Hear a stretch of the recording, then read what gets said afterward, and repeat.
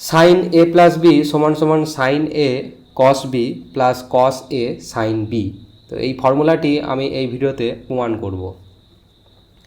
প্রমাণ করার জন্য প্রথমে আমি একটি সমকোণী ত্রিভুজ নেব এবং সমকোণী ত্রিভুজটির নামকরণ করলাম ধরো এ বি সি এবং এই কোণটি আমরা নিলাম এ, এই কোণটির কথা বলছি।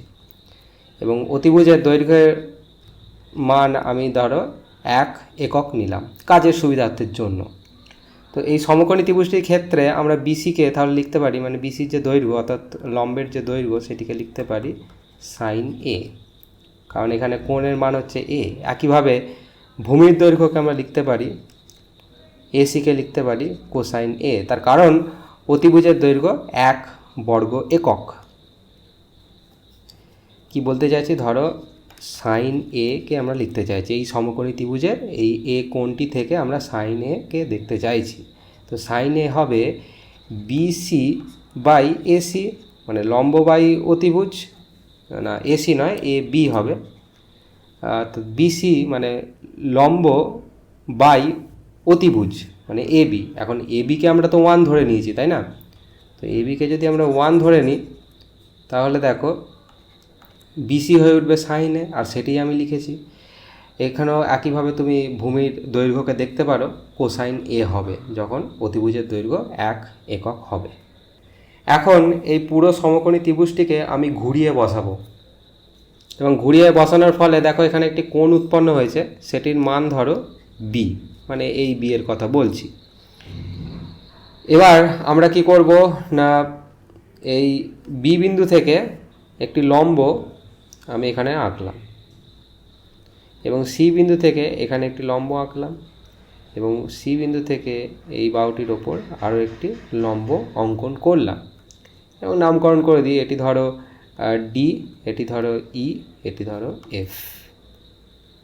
তো এটি করার ফলে দেখো আমাদের কাছে এখন কিন্তু 4টে সমকোণী ত্রিভুজ তৈরি হয়ে গেছে। সমকোণী ত্রিভুজগুলো কী কী না, এ বি ই মানে এই সমকোণী ত্রিভুজটি, তারপরে আরও একটি সমকোণী ত্রিভুজ যেটি আগে থেকেই ছিল A B C, A B C, নিচে দেখো একটি সমকোণী ত্রিভুজ তৈরি হয়েছে A C F, A C F, এবং এখানেও দেখো আরও একটি সমকোণী ত্রিভুজ B D C, B D C, এই একটি সমকোণী ত্রিভুজ তৈরি হয়েছে। এখন আমরা যদি শুধুমাত্র এই এ বি ই সমকোণী ত্রিভুজটির দিকে দেখি, অর্থাৎ এ বি ই এই সমকোণী ত্রিভুজটির দিকে তাকালে আমরা দেখতে পাই যে এইখানে যে পুরো কোণটি সেটি হচ্ছে এ প্লাস বি এবং অতিভুজের দৈর্ঘ্য হচ্ছে এই সমকোণী ত্রিভুজটি 1 একক এবং উচ্চতা হচ্ছে বিই।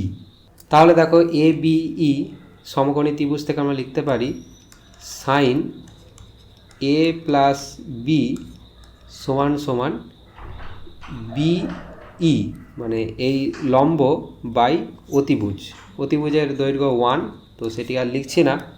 তো এখান থেকে আমরা দেখতে পাচ্ছি যে সাইন এ প্লাস বি সমান সমান বিই।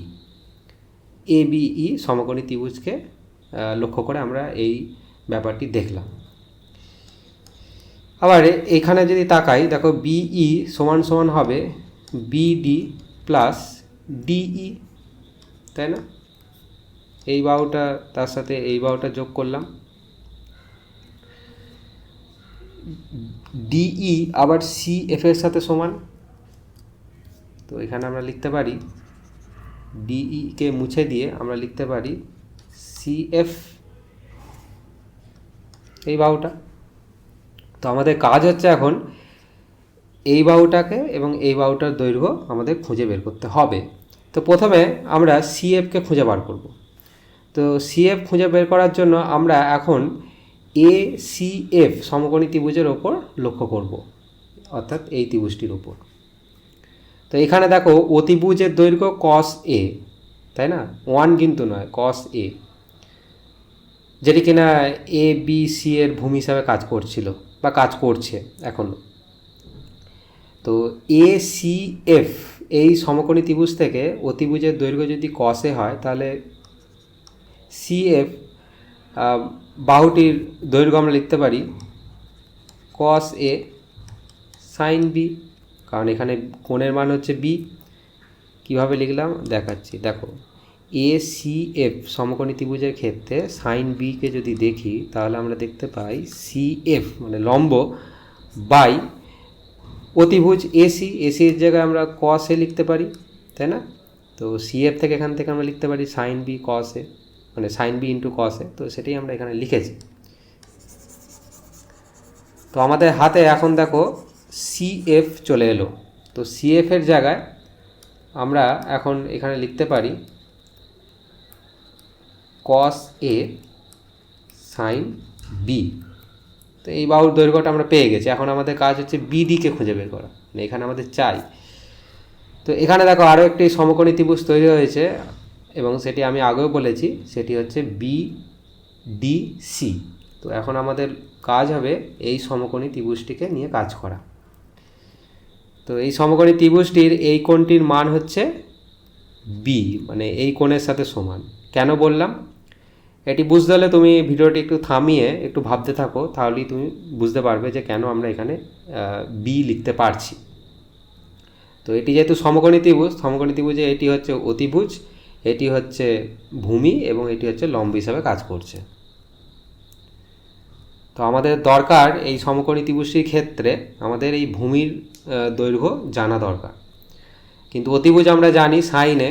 তো এখান থেকে আমরা যদি আবারও এই নিয়ম প্রয়োগ করি তাহলে এখান থেকে আমরা সরাসরি লিখতে পারি, দেখো BD বাহুটির দৈর্ঘ্য সেটি হবে সাইন A কোসাইন B, কারণ এই কোণটি হচ্ছে B। কিভাবে লিখলাম, ধরো এই সমকোণী ত্রিভুজটির ক্ষেত্রে আমরা যদি দেখি BD মানে এই ভূমি বাই BC মানে অতিভুজ, সেটা আমরা লিখতে পারি কোসাইন B। তাহলে BD সমান সমান কোসাইন B, আর BCর মান আমরা আগে থেকেই জানি সাইনে, আর সেইটি আমি এখানে লিখেছি। দেখো BD মানে এই বাহুটির দৈর্ঘ্য।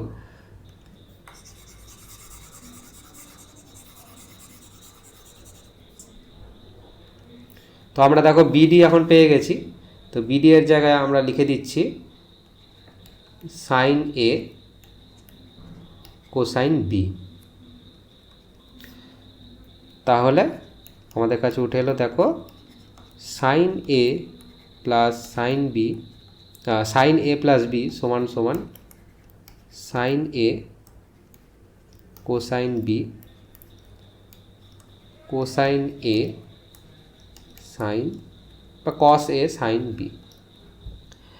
তো এখানে যে সূত্রটি দেখতে পাচ্ছ এটি AB এর যে কোনো কোণের মানের জন্যই এটি কিন্তু প্রযোজ্য। এবং এই আলোচনায় দেখো আমরা কিভাবে জ্যামিতিকে কাজে লাগিয়ে প্রমাণটি করে ফেললাম। এবং বিষয়টিকে সহজ রাখার জন্য আমরা অতিভুজের দৈর্ঘ্য, মানে শুরুতে যে সমকোণী ত্রিভুজটি নিয়েছিলাম ABC, তো সেই সমকোণী ত্রিভুজটি অতিভুজের দৈর্ঘ্য আমরা 1 একক রেখেছিলাম।